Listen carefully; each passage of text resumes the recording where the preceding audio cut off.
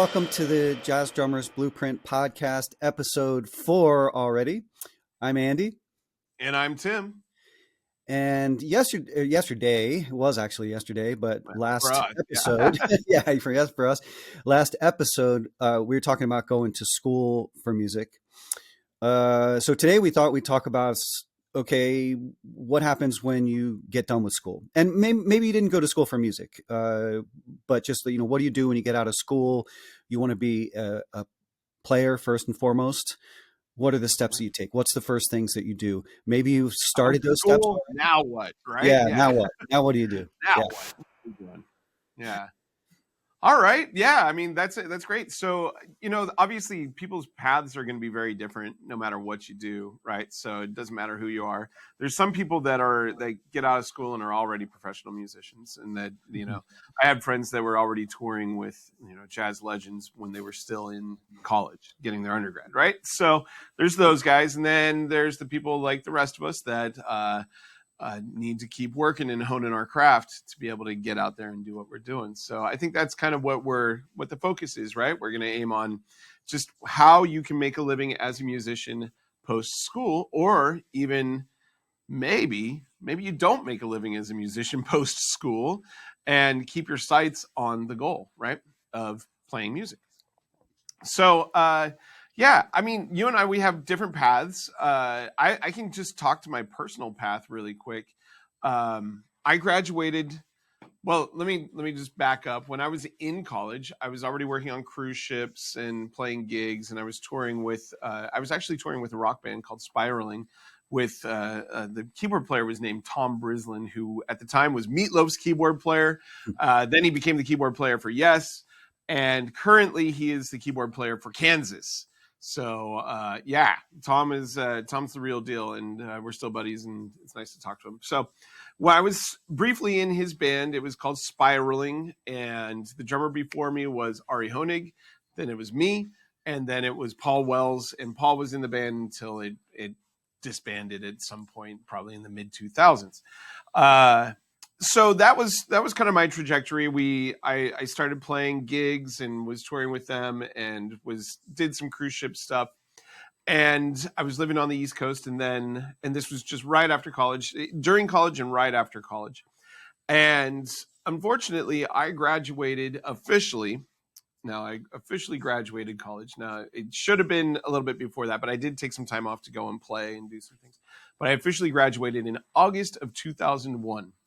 And if you remember what happened, unfortunately, in September of 2001, and I was living in New Jersey, very, very close to Manhattan. And there was, September 11th, and that really affected my trajectory. Just pure and simple, it had a profound impact on where I wanted to be.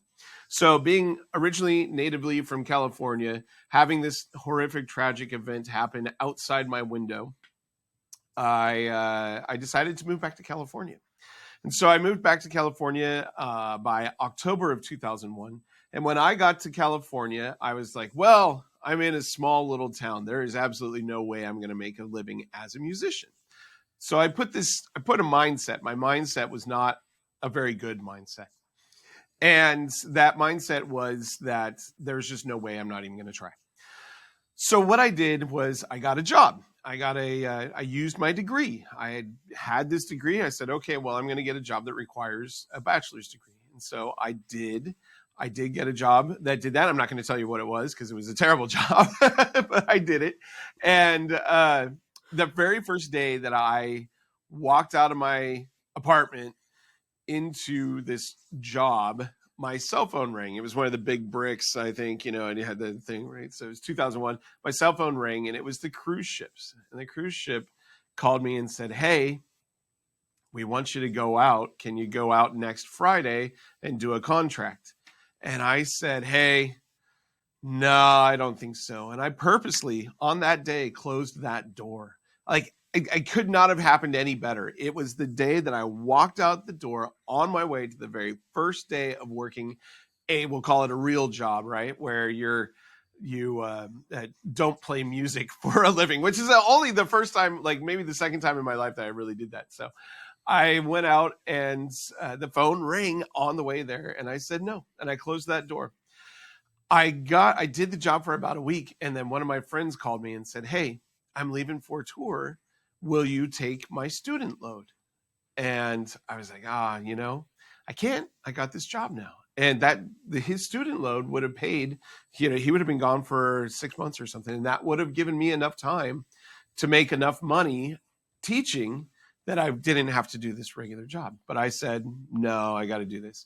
And so I stayed in this job for about 2 years before I realized I was a horrible employee. I was not designed for for what I was doing and for people to tell me what to do, because I play drums, man. We lead the band, right? So I realized that I could not do this, and eventually I became just really terrible at my job, and I left. I didn't have an escape plan.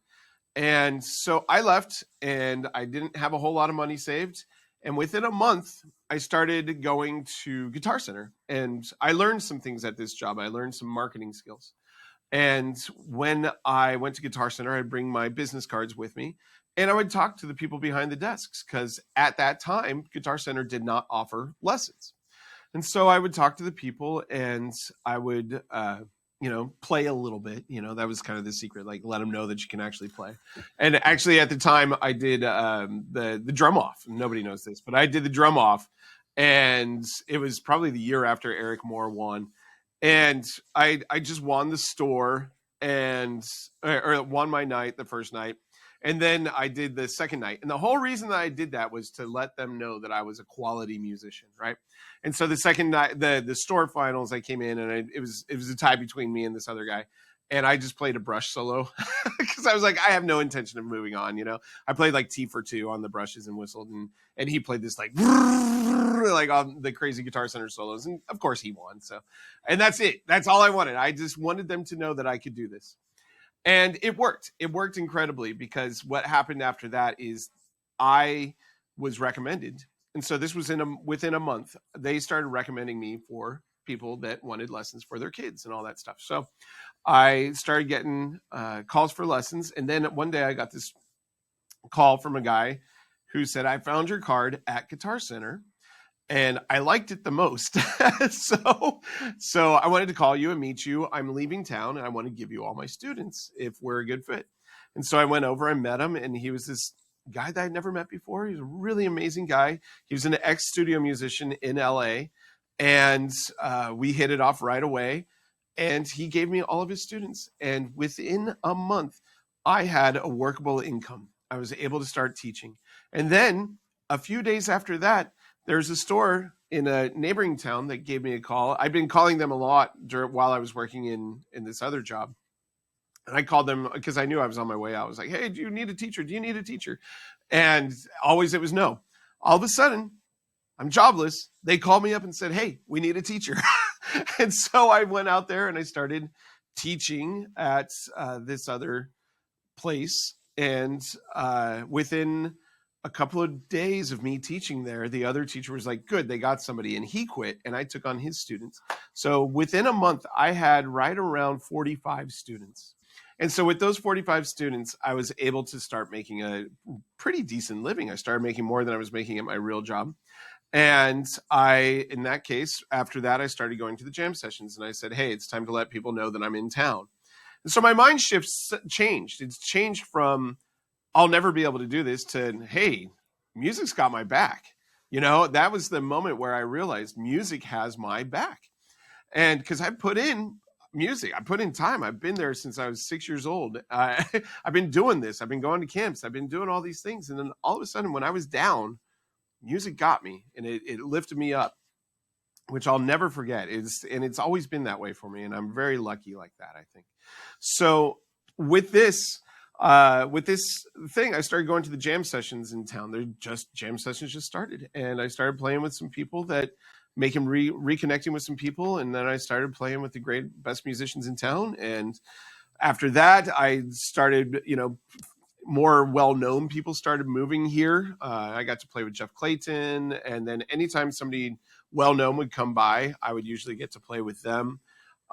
they would usually call me to do the gigs with them. And from there, I've been on multiple tours and things like that. So my trajectory went from, oh yeah, there's another step. I also started teaching at the Drum Lab when that opened with a relatively unknown human named Mike Johnston. And he wasn't quite unknown at that time, but he started posting videos on YouTube while we were teaching there. And I was like, man, I'm going to do that too. So I started posting videos on YouTube as well. And that's how we started doing that in like 2006. Obviously, Mike took it. He had the visionary genius to be able to say, hey, this is the future. I'm going to do this. And he took it to the whole next level. But I was still always more in this mindset. It's a limiting mindset, honestly. The mindset that I had was like, I want to teach and I want to play the drums, and that's it. I don't really want to get involved with this tech stuff.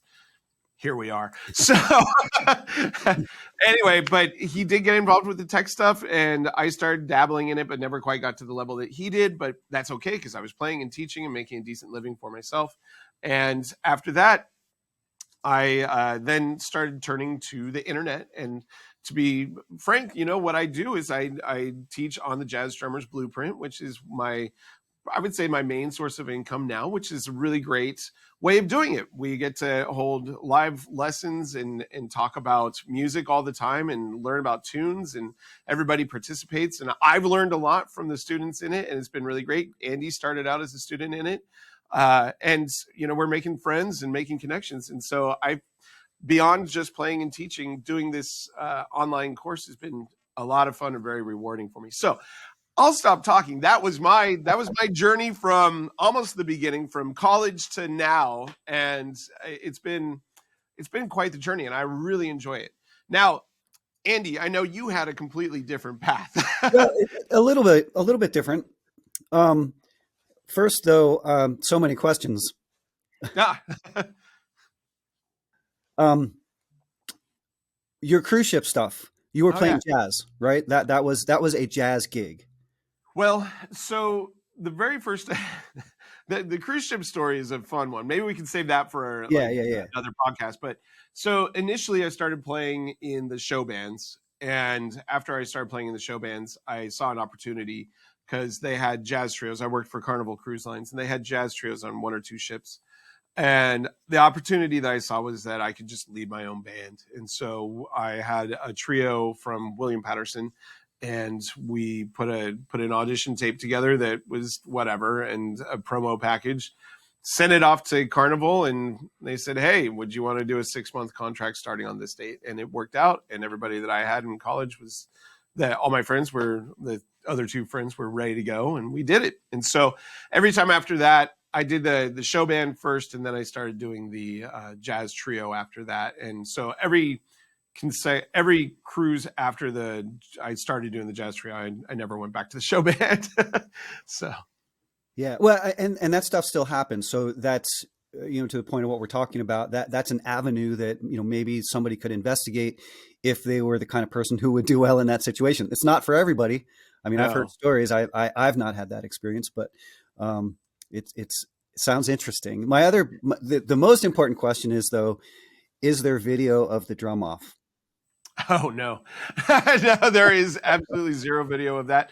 Fortunately, all that was before cell phones had cameras and video and all that stuff. So I'm pretty sure I don't have any video of it. So I don't know where it could possibly be. That's a shame. Yeah. Yeah. Anyway, no, that's cool though. So basically you got out of school, you were doing some rock band stuff. You ended up moving back to California, and then you got into teaching pretty quickly. That's interesting. So I've been teaching since I was a senior in high school. So I've been teaching people. It's always been a part of my income. And one of the things that I strongly believe is that teaching just makes you a better player, right? So it solidifies your knowledge. I mean, one of the big things about practicing is that you have to repeat something, right? So I teach a lot of the same stuff. I mean, you got to teach people paradiddles. So I've been playing paradiddles and teaching paradiddles every day, almost every day, at least 5 days a week for 30 years. And that's, That's pretty decent. So it's made me a stronger, better player. It's solidified my knowledge, and it's made it so that I can speak very well. I'm not doing it right now, but I can speak speak to a lot of these topics, especially about drumming. So Yeah, yeah, no, I think that's teaching is a interesting. really important skill to have.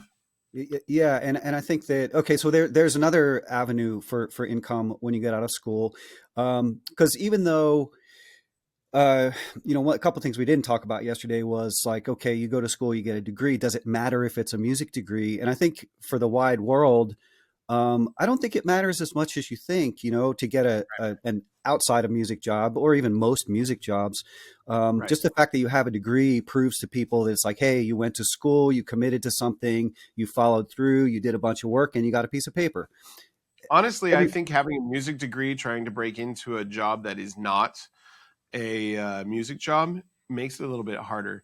And I remember when I went in to interview for my job, one of their concerns was that I got a music degree, and they're like, "Hey, we see that you're a musician. Are you going to stick with this, or are you going to try and pursue music?" And I had to convince them that I wanted to be there and be the guy that I am, because clearly I was. And they were right. I mean, that is kind of an issue when you do get a music degree. You want to follow your passion, and if you follow the steps that we talked about in the last podcast about coming out without debt and being in the city that you want to be in and working towards and having a network that you want to have, then your chances of becoming a musician are far greater, right? So there's nothing wrong, and I think we can move on to this too. There's nothing wrong with having a day job, right? We'll call it a day job, but having a job that pays your rent and pays your bills. The reason that there's nothing wrong with that is that it frees you up to make the music that you want to Mhm. make. And one of the things that we didn't talk about, or I didn't talk about, was how many gigs I had to take. We said it in the last podcast that I made my living $100 at a time, and Andy knows what that's about too, because when I first met Andy, he was playing every gig that he could possibly get his hands on in LA, and I mean that's great, but you're schlepping, right? I mean, can you talk about like how many gigs you played before you moved out to North Carolina? Yeah. So, and you're right. I kind of took every possible gig because when I got back into playing jazz 15 years ago or something like that, it took me a while, to really get the chops back and feel good about playing the music. So I took every opportunity I could, and then I just kind of fell in love with it, and I got involved with like several different groups of people, like distinct groups of people, and they would call me, and most of these gigs were pretty low pay. We're talking probably average $100, right? I mean, that's kind of not uncommon. And these are places that if they had to pay more, they just wouldn't have music, right? So I didn't feel too bad about taking it, and I ended up playing with some really really amazing musicians, and it was a lot of fun. Most of those gigs were very very enjoyable, so it wasn't like the kind of thing where I was playing music that I didn't want to be playing or with people I didn't want to be playing with. I would say 98% of them were like, just a lot of fun. Maybe there was a couple of situations or something, but it wasn't the people, it wasn't the music, because that was almost always good. um, so that was kind of cool, but that is like, you really got to hustle if you're going to try to make a living doing that, and especially out there. I met a lot of people who had moved to LA, maybe just after school or maybe a little bit later. Actually, yeah, a couple people who did just finish up school. And like they could take those gigs like I had, but you can't, there's not enough nights in the week to play $100 gigs and be able to pay your rent. I mean, and even if you're teaching, Yeah. um, there's only so many hours. So in that situation, that was not my situation, but for their situation, they had to be looking to move up. It's like, sure, you play a couple $100 gigs, meet some people, and then hopefully get called for the gigs that pay more than that. And a lot depends on where you are. And it's funny because unfortunately, it seems like the pay in the places that are most expensive to live is the lowest, right? Because there's so Because many. there's a lot of people Yeah, there. I there's mean, so many great and players. musicians have a habit of undercutting themselves. Yeah. I mean, I've got some stories about that too. So yeah, right. So the pay can be low, and you're schlepping and doing a lot of gear. So if you want to create your own art, right? one of the things one of the best things you can do is really get a decent day job that makes it so that you have time. And that was one of the big issues with the job that I got out of college, is that I didn't have time. I was working. They expect you to work a minimum of 55 hours a week. That That's was a your lot. minimum. And sometimes I worked 70. Yeah. No, it was impossible. I remember there were certainly weeks that I worked 70 hours a week. The money was good. I drove a fancy car, but the time. And so I learned one of the best lessons I learned from that job. I learned a lot of lessons from that job, but one of the best lessons I learned was that you should never trade your time for money, because the more you trade your time for money like that, and you value your time, you have to value your time more than you value money. And so in that case, with that perspective, you are able to figure out how you want to make your living, I think. And it makes it a little bit better. So, that was my first job out of college. Glad I took it. It gave me an idea of like what I didn't want to do.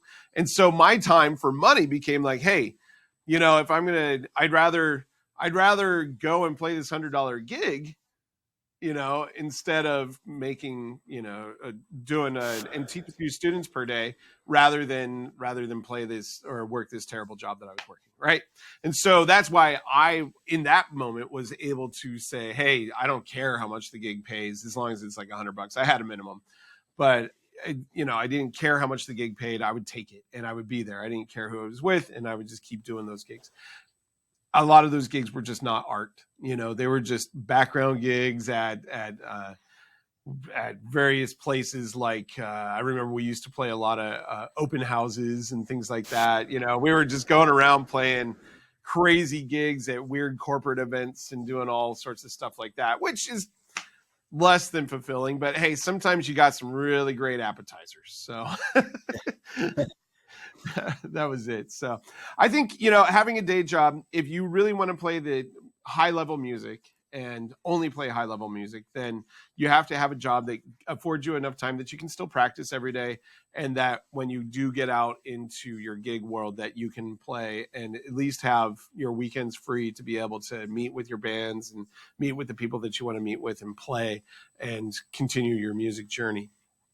And also having a day job sometimes will fund that as well. I know a lot of people who were lawyers for a long time, and once they got done with being a lawyer, now they're working and coming back to music, and they're putting out albums, and they're on the charts, and they're hiring great musicians and having a great time making music again. So there's absolutely nothing wrong with having a day job to make it so that you can make art. So I think, getting back to the main topic though of the podcast here today, I think, you get out of school, and if you want to stay as a musician, if you want to only be a musician, then the steps that you have to take are certainly get roommates, because otherwise you're not going to be able to afford rent. So probably you're already living pretty meagerly. Hopefully you're out of debt. So this is hopefully somebody that came out of school that doesn't have any debt. If you do have debt, then you're probably going to have to work pretty hard to figure it out. You at this point hopefully are starting to play some gigs in the locale that you're at, and you're starting to be in this scene, right? So what you need to do is you need to make yourself as valuable as possible for everybody that's around you. So if you go in to any situation, you have to be the most valuable player. There's the reason that MVP is a thing. If you are the one that goes above and beyond, that helps out everybody, that shows up with a smile, that does all the things that they're supposed to do and plays their butts off, then you are going to do well. And that goes for any profession, right? It doesn't matter if it's music or work in retail or any of that stuff. If you want to go far, you will be the person that does more than they're asked to do. And the more that you do that, the better your chances of succeeding are. Also, as a musician, so one of the things that you can do, we talked about in my journey, teaching. I think teaching is a great thing. Finding a private studio that you can teach out of. I was lucky. If you live in a house, maybe you can set up a studio in your house that you can teach out of. Then you have to think about things like insurance. but you teach out of your house. You can find a teaching studio that isn't too usurious. You have to be very careful about the contracts that you sign in those places, because a lot of times they just want to take advantage of you. But isn't them taking advantage of you. The market is volatile, and also they have to pay the rent, they have to pay the overhead, they have to pay the insurance, they have to pay the electricity, all the stuff that have the building, their advertising. So there's a lot of money that goes into just having a place for you to be able to teach. Then you have to figure out, once you're doing that, how can you get more students? Because even if you're teaching in a place, you can't just ask, like, hey, can I get more students? You have to actively go out and get more students. So one of the things that you really need to do is you need to realize that you are in business for yourself. You have to learn how to market, just like I did. I went to the Guitar Center at a really great time, and I said, hey, this is what's going on. I'm a decent drummer. I went to college for this. I know lots of things, and I played with lots of people and been on the road and done these things. And they're like, oh, okay, cool. Yeah, this guy knows what he's doing. And then sometimes after they gave me a student, I'd show up with like a pizza for them, and like just say, hey, thank you. And it just keeps going and going and going. You do things like that, you'll be able to build a student roster that'll keep you afloat. You can, what's another thing? You can learn how to engineer, right? You can engineer studio sessions. I used to hold a lot of recording sessions at my house. There's ways to make yourself valuable with all those things. Any other type of music job, you can work as a sound guy at venues. You can work as in the union. You could get a union gig as a rigger or something like that, so that you're out, at the venues doing lights for Justin Timberlake when he comes into town.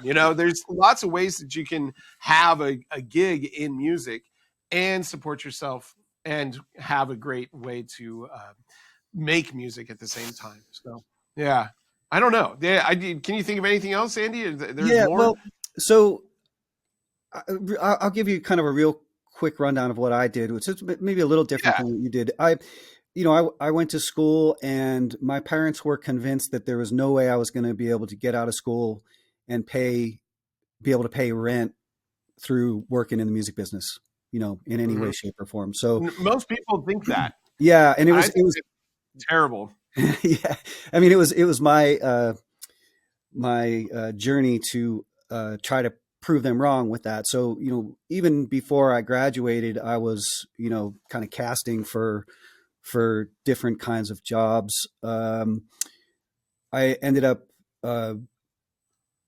asking. I guess I asked. Well, one of my teachers ran a production music company. This guy, he taught business of music, and he taught pop songwriting, which was interesting. So I developed a little bit of a relationship with him, and he actually hired me to work for his company, which was a production music company. They did jingles, they did corporate video soundtrack stuff. They did basically like royalty free music. They call it like needle drop stuff. And back then, like when I started with them, they were in the process of converting all of their LP records, which is what they sold, to CDs. That's how long ago it was. So I worked for him a couple days a week. He happened to be in the same building as a video production company. They did a lot of photography and stuff. So I was working for him, and I also got a job working for the video guys as just kind of do everything, gopher kind of guy. Like that was when they were still doing film that had to be developed at, right. Dark rooms. So I'd be driving back and forth to, drop off and collect film. And I did get pretty quickly, I got a teaching job at a store, and kind of gradually built that up. About a year after that, I got a job at another store that was part of a chain that had, kind of some built-in students that was a little better. So, in all that time, I was also doing like indie rock stuff, various bands that I thought were going to be the next big thing. Didn't quite work out. Hey, there's an A&R guy coming tonight. But so I did that. Yeah, I did that for a couple of years, and then got to the point where the bands I was working in, or actually I was working in a whole bunch of different bands, and I got so busy doing gigs and stuff. And this was not jazz at all. Like I wasn't playing any jazz at that time. I don't know whether that's good or bad. It wasn't my music for me at that time in my life, put it that way. Right. So I got so busy that I was working every night. I either had, a gig or a session or rehearsal or something. So I had to kind of quit a lot of the other jobs.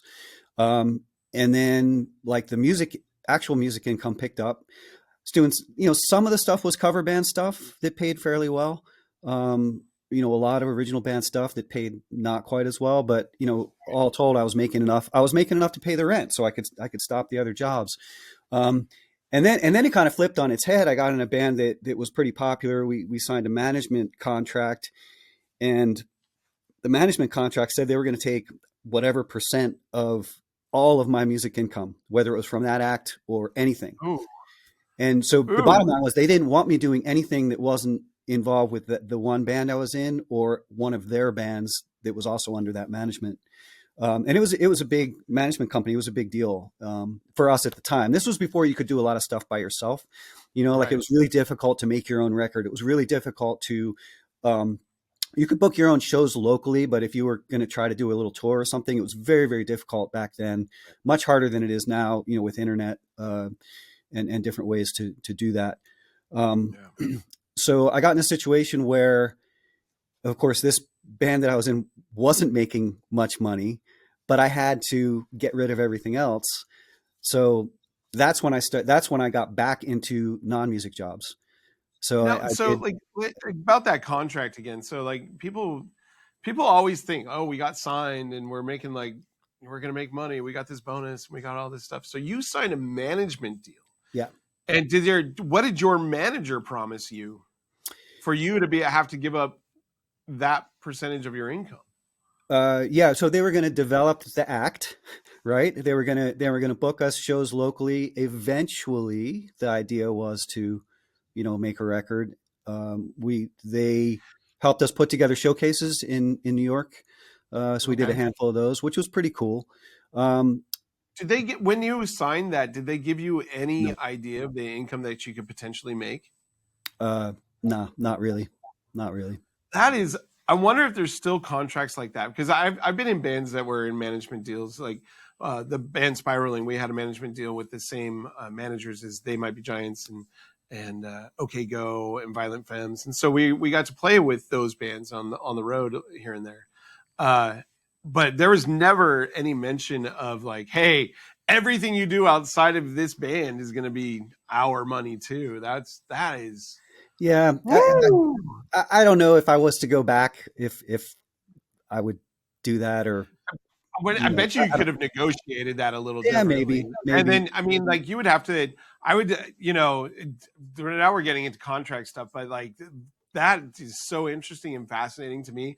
I would say if you're going to ask that of me, then I'm going to ask this guarantees of you, like, and if we don't sign this deal, we don't sign it because clearly you don't have our best interest in your mind. So as a musician, you have to be super careful about the things that you sign, like that's it. That's one of those contracts that you hear about and you're like, oh my God, I can't believe they did that, Yeah, but also, I mean, I was kind of a sideman, so the fact that I was signing this as to be a band member with something that I really believed in, I feel at the, you. at That's the how they time, get I you didn't have because a lot it's of all customers. It was emotional. like, oh, this is cool, this is great, and it did kind of force me into doing something different. So I started painting houses.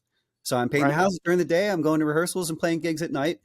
Then I actually ended up getting a job as a bike messenger in Philadelphia. That was a There you blast. go. That was a blast. Yeah, Puck. Were And it you was Puck on Puck every World? bit as crazy and dangerous as you could imagine. Yes, and Did you that have led. the you know who else was a bike messenger? Jeff Ballard. Ah, Yeah, that was his gig in New York for a long time. Did you roll it? Did you do the peg leg on your right side so that you wouldn't get caught in the chain on your? Did you roll up your right pant oh, leg?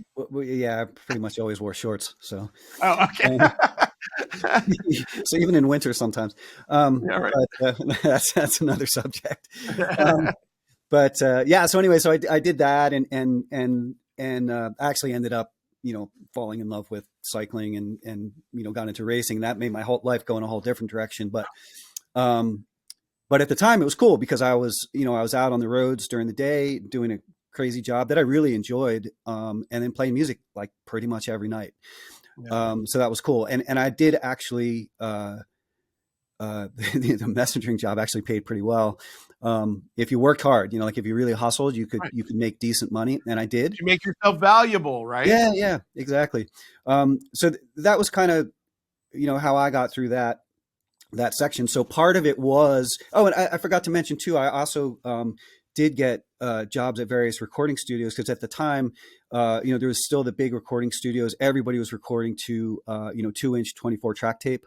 Yeah. Um, and these big studios, there's a lot of maintenance. They needed a lot of help doing so. There's tons, all this outboard gear. And so I got to work in several different big studios, which was really cool. Those were not really paid positions though, but I did learn a lot. I did learn a Yeah. lot of stuff that has absolutely no relevance to today's Completely out of technology. date. Yeah, but it was fun. I got to be in on some really cool recording sessions and stuff like that.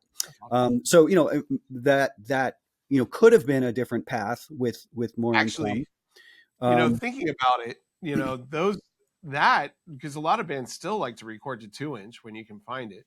So if you could dust off those skills, that could honestly be something that would put you in a really cool niche for a recording person. If you still have some of those skills and be able to do it, because that is coming back, the 2-inch tape. A lot of I even did a recording probably in the early 2000s on 2-inch. So that was around.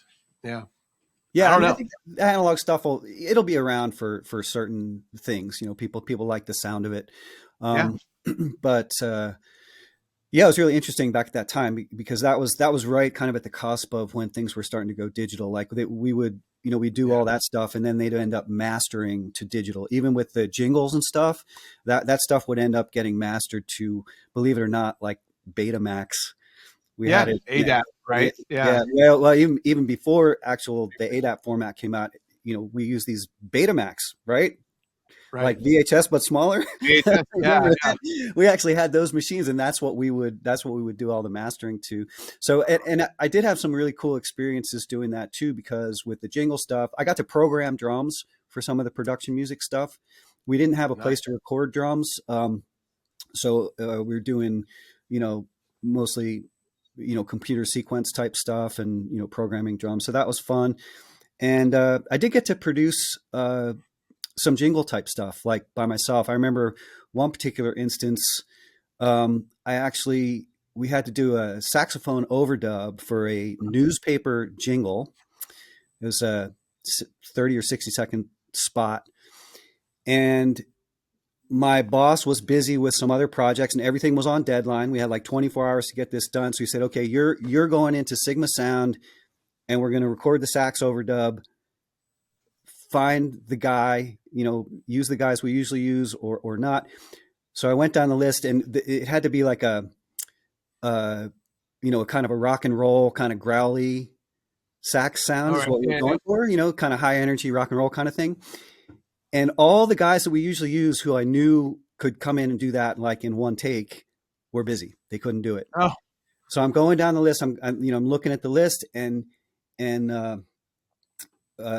one of the guys on there was a teacher that I knew from school, and this is like a bebop kind of smooth jazz kind of guy, like a West Yeah. Coast kind of sound, I would say. Right. Larry McKenna, amazing saxophone player. If anybody wants to check out one of the unsung heroes of Philadelphia jazz, Wow. um, yeah, check it out. He's fantastic.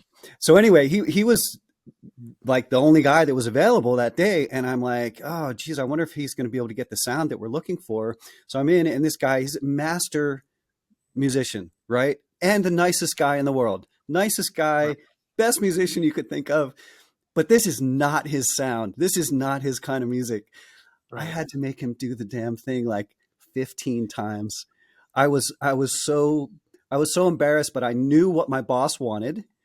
I knew Right. the sound in my head, and we eventually got it. We got close enough to it that everything was great. But it was a really, you know, in a way, it was very humbling for me, because I knew in my heart that I'm asking something of this guy that was not really part of his thing to do.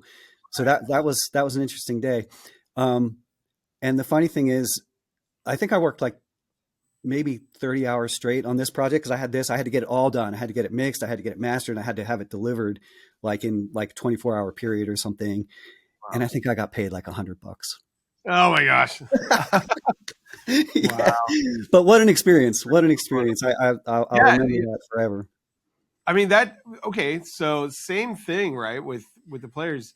It doesn't matter how great you are as a musician, right? If you're not the right person for the job, then you're just not the right guy for the job. You can do it eventually, but man, think about all the things that he had to unlearn to be able to do that. Like, wait a second, this isn't the sound that I'm looking for, right? That's crazy. I love that. So I would, I don't know if we came up with really any answers. I think No, we that didn't. telling our stories is like really cool though, because like everybody's path is going to be different. I think the real answer is just make yourself valuable in whatever situation you're in, and you'll get there.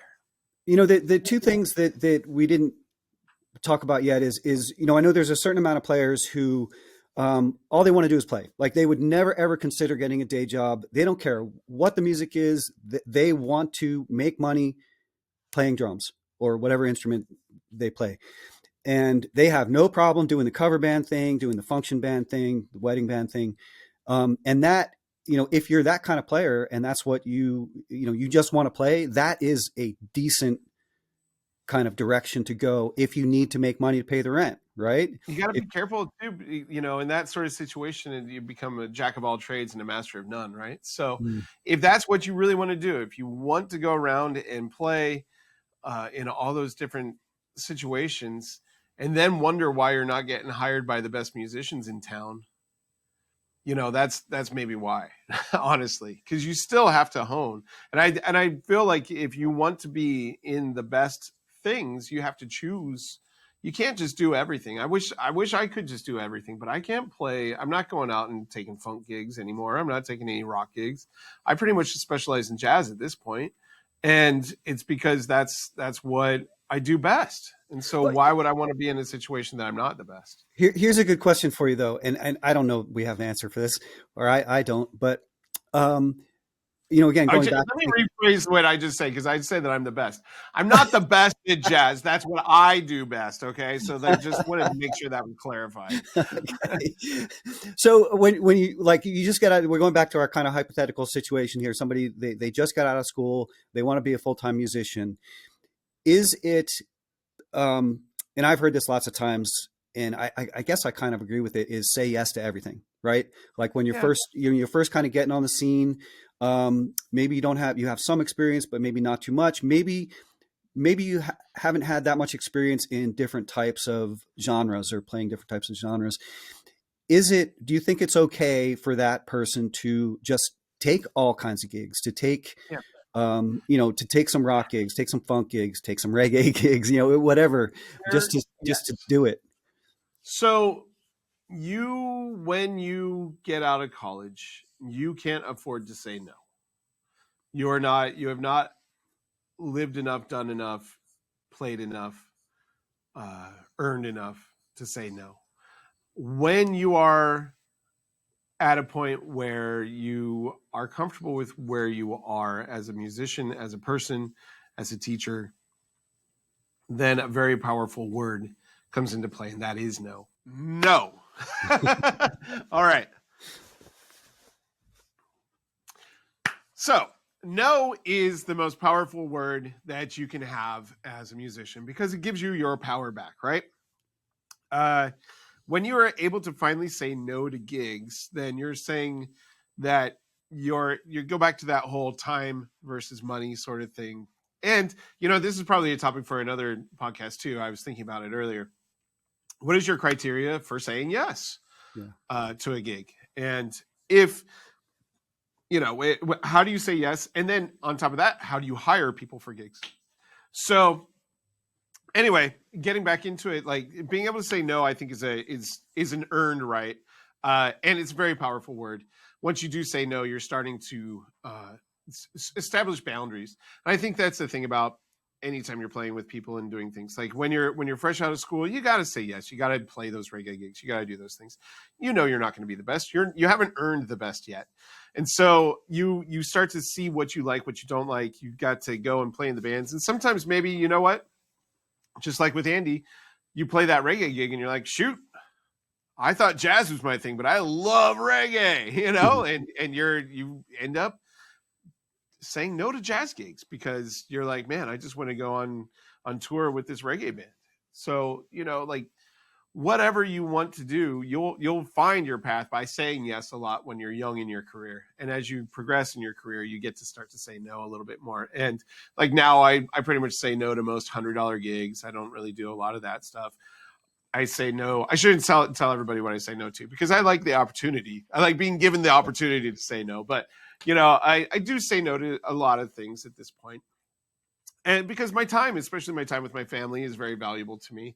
And that's one of the things that the Blueprint has done for me as well, is it's enabled me to be able to say, no, I'm just going to take these really great gigs. You know, I like playing concerts now. I don't play much other than concerts. And I play concerts, and if a tour comes up, I'll do a short tour or something like that. But generally speaking, it's mostly just concerts. So that's where I'm happiest right now, and that's how I want to be because I got to say no. So yeah, to that question, young, say yes, earn the power of no, right?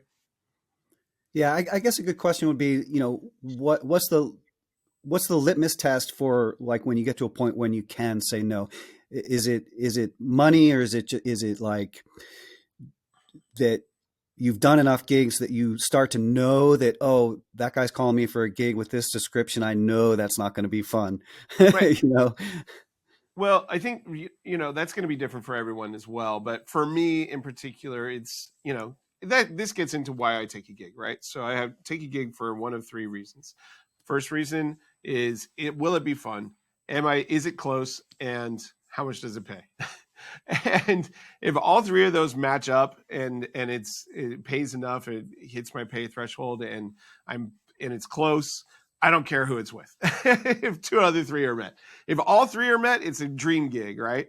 I'm cool with it being people that I play with and having it be really close. And you know, if I have to walk to the gig and it only pays $100 and it's right down the street and there's drums there, how easy is the gig, right? Then I'll take it, right? If I'm playing with, you know, if it pays a ton of money and I'm playing a music that I don't really know, then it's a little bit of an if. Like, how much work do I have to do for the gig, right? How much work do I have to do? I once a while ago I got called for I've been called for two gigs that I've always said no to, and one was this Huey Lewis cover band. It was a one-off. It paid pretty well. It wasn't very close, but I would have had to do about 3 days of learning the music to be able to do that gig right, you know, to do it well. The another one that that's really funny to say no to is the Steely Dan cover band, right? So I used to get asked to do the Steely Dan cover band, and the person that asked me was always like, whenever I would say no, he'd be like, "Are you sure you're a drummer?" I'm like, "Yeah, I know, I am a drummer, and I'm not the right drummer for this band." So I knew that I had to say no to that because I didn't want to learn all the Steely Dan music that, to be frank, I'm not the hugest fan of Steely Dan. I can appreciate the technical prowess and all the stuff that goes into it. And I think the music is very valid and very good. But if I'm sitting down to listen to music, it's generally not going to be Steely Dan. So that's okay, though. So if I got the gig with Steely Dan and I knew that it was going to be years of me touring with this band, I would be the number one Steely Dan fan. But when you call me for one gig that is 4 hours away, that pays, even if it pays $500, it's a lot of hours of me having to learn Steely Dan music. Like, that is music that I would have to shed for a long time leading up to the gig in order to do it at the level that I would want to do it. So those are gigs I say no to, right? If it's a one-off that I have to learn a whole bunch of music for, that there are no charts. Let's say there's no charts, because there were no charts. There's no charts, then it's a no-go. Being said, same sort of thing when I play with the symphonies. The symphony, they pass out the music ahead of time. I listen to the music just kind of make some notes on the PDF charts. I usually print it all out and it's all there. I'll make some notes, figure out the music, figure out what I need to do with it. We have one rehearsal on one day and then the concert on the next day. Easy peasy. That, I mean, just because there's so many charts, we're all communicating. It's the same language. I can do those gigs like you wouldn't believe. It's so easy, right? That's the kind of gig that you want. And that's an always yes gig because it pays well. You're playing with great musicians, and it's just super easy to do. With those other gigs where we don't have any charts, pays pretty well. It's going to be pretty far away. You're going to have to do about a week worth of learning this music. I got other things to do.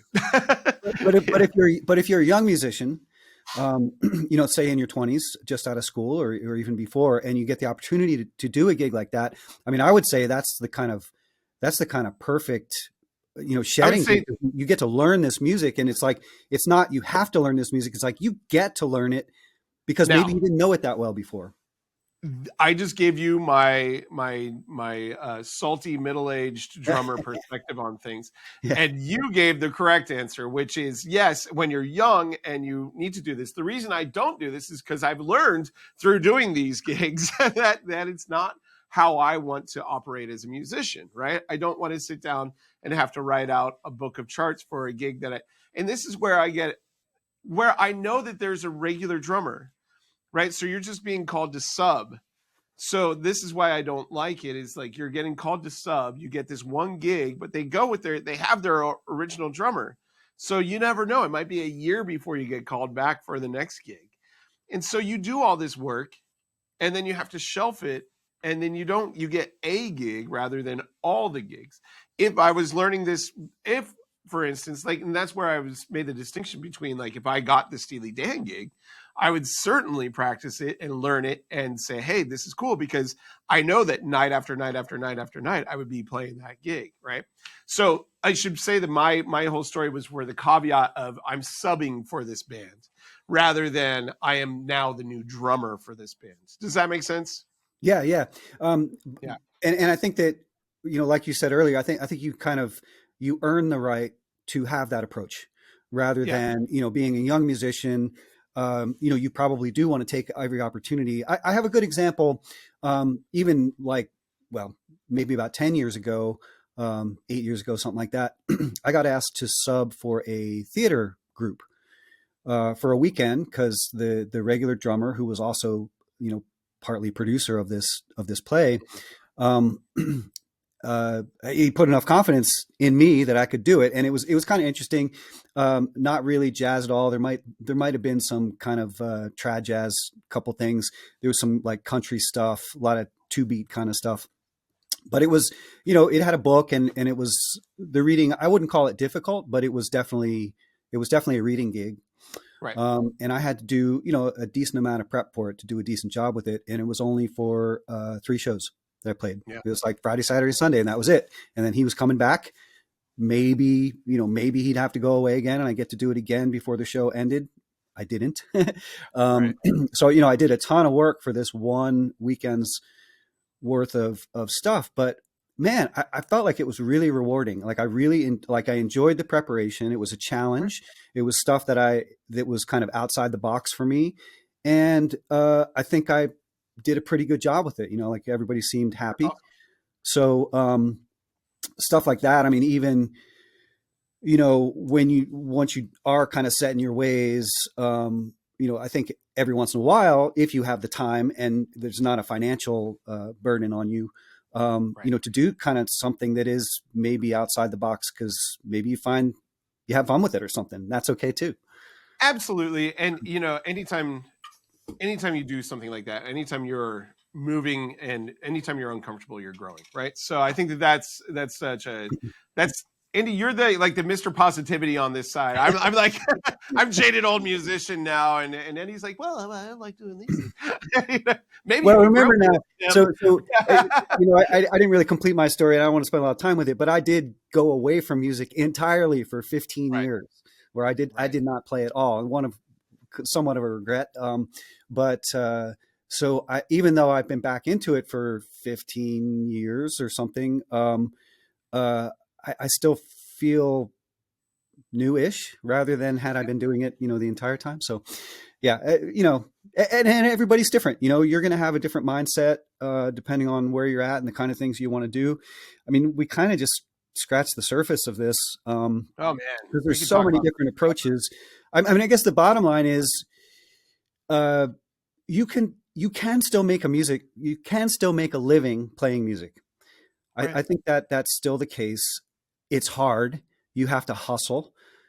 Most of the time you have to do a lot of different things. Like back, 30 years ago or something, you might have been able to get enough decent paying gigs relatively quickly out of school to where that's all you did. I don't know that that's the case. I think now you probably have to hustle more. You have to get that teaching gig. Maybe you get the day job, maybe, some other different things to support your income. There's no wrong answer. I think it's No, you do whatever you need to do. But I think I it can think still be number done. one, sorry to interrupt, but like you have to, if your goal is to be a musician, right? If you want to be a musician, you have to decide what that looks like for you, right? Does it look like you being a professional musician and all you want to do is make your money by playing music? Then you have to know that there's going to be a trade-off, and that trade-off is uncertainty, financial uncertainty. The trade-off is you're probably never going to own a Ferrari or a Porsche. There's that joke. Yeah, what do you never hear somebody say? That's the banjo player's Porsche, right? So financial uncertainty and probably never, just know that you're going to be, you can make it to middle class okay, right? And that's a struggle. But once you get beyond middle class, then you have to do some things that are different than what you would normally do. And then you just have to realize that you have to work really hard and that you have to pull from everything around you. Like you can't just be a musician. You have to pull ideas from other industries and other experts that aren't musicians, because you have to learn how to make yourself the most valuable player. And I think that that's what really comes from all of this stuff, is that you have to figure out how to make yourself valuable. And then if you do that, you will succeed no matter what you do. I just realized we went through all of this and we didn't even mention social media. Oh my gosh. That's hysterical. It's Well, such it's a because I'm not doing it right now, I guess. yeah, well, that's a Yeah, whole I other mean, like, thing. You can do that right along with all the other stuff you're doing, and if you're really good at I it, can show you I can show you yeah, the tens of dollars I've made off of yeah, social yeah, media. yeah, However, social media is a really great calling card, right? So yeah. it's one of those things where, yes, of course, I don't know. Kids growing up these days, their whole lives are on social media. So who am I? I guess no, we did. We talked about YouTube a little bit, So like I started out with YouTube, and Instagram's kind of just, I don't really like it anymore. I don't think it's that great. I think YouTube is still just the best thing that's out there, and I don't know. Have a presence though, because you're going to need it, particularly if you're in a band, like a rock band. The band needs to have a certain number of followers before an indie label will even look at you. If you want to get endorsements, I mean, I guess that's another thing that we could talk about, is endorsements at some point. It depends on what you're trying to do as a musician, but I would never bank on social media to be an income for you unless you're doing something that uh, that really appeals to a lot of people. And jazz drumming appeals to a niche of people that seems to be pretty small. So anyway, but we can talk a lot about that. Yeah, that's maybe a separate thing, but Yeah. yeah, All right. Well, I think we've talked about a lot of things today, Andy. yeah.